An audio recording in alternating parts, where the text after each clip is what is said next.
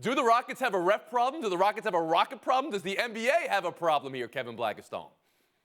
Well, clearly there's some beef between the Rockets and in particular James Harden and Scott Foster and his crew. But it is hard for me to digest this coming from James Harden because this is a guy who we know has become a meme in terms of the things that he's able to get away with in terms of calls or no calls within the NBA. And this is but one crew. This isn't every crew. And the other thing I can't get out of my mind is the fact that they also blew a 19-point lead in this game.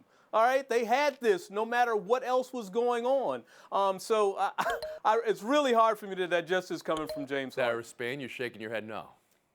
Yeah, I disagree. It's a little bit hard for me to take from Chris Paul because he's a guy who's known to complain about these sort of things. James Harden doesn't talk about the refs a lot. And whether or not you believe that he is maneuvered and finagled his way to getting the kind of calls that other players don't, he gets those calls consistently. This is an outlier, and that's why I think he's frustrated. If it is, I know how to play now in the way that gets me calls from all these other refs, except for this one, then that's something that does stand out. And the fact that this guy back in 2016 was voted by players and coaches as the worst ref in the league in a poll, and that there is a history with this team, it seems like why not remove the possibility that people think this game might not be handled the way it should be by not having him around with the Rockets and with these specific So players. that was the question I was going to ask you. It seems like you'd say, Sarah, that the NBA has to remove Scott Foster from Rockets games, and the Rockets can't be playing games with Scott Foster. That's a pretty big charge to put out there. Paige, what do you think of that?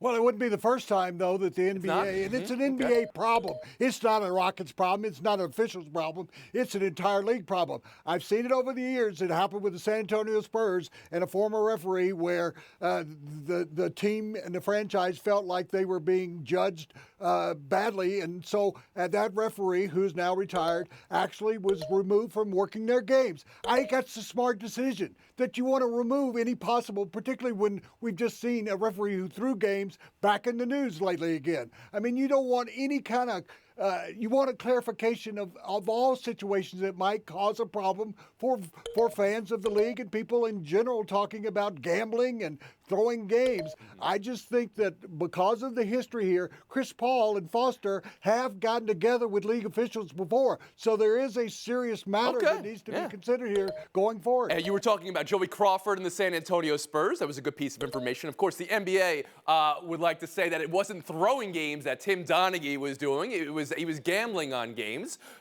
Take that with what you will. Mina Kimes, how about you? Kevin's right that officiating didn't cost them this game. They blew it on their own, but it didn't help.